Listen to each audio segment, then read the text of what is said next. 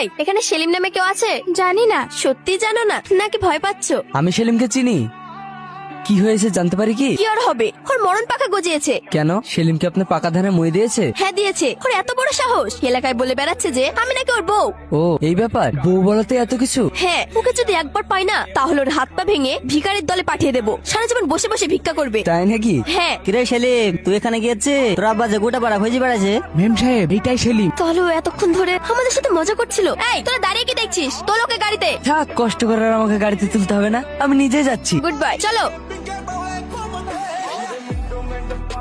ভাই, এই তো এই ছেলেটা এলাকার সবাইকে বলে বেড়াচ্ছে আমি নাকি ওর বউ। তাই নাকি? দেখে তো বেশ ভালোই মনে হচ্ছে। তা হঠাৎ আমার বোনকে বউ বানানো সকাল কেন ভাই? ভাই, তুমি কোন সাথে মজা করছো? গ্রামের লোকজন আমাকে কি বলছে জানো? আমি কিন্তু ওর শাস্তি চাই। হ্যাঁ, শাস্তি তো হবেই। বল কি করা যায়? শোনো ভাই, আমাদের যে ছাগল গরু খামার আছে, আজ থেকে ওটা একে দেখাশোনার দায়িত্ব দাও। রোদে পূর্বার বৃষ্টিতে ভিজবে, তবেই বুঝবে মেয়েদের সম্মান নিয়ে খেলা কি জ্বালা। এইটুকুই? আমি তো ভেবেছিলাম আরো বড় কিছু। আপাতত এটাই থাক, পরে বড় কিছু ভাবা যাবে। ভাইজান, আপনি ভুল ভাবছেন। কিন্তু ছেলে এই পাশের গ্রামের বাড়ি, আমি ভালোভাবে চিনি, খুব ভদ্র ছেলে।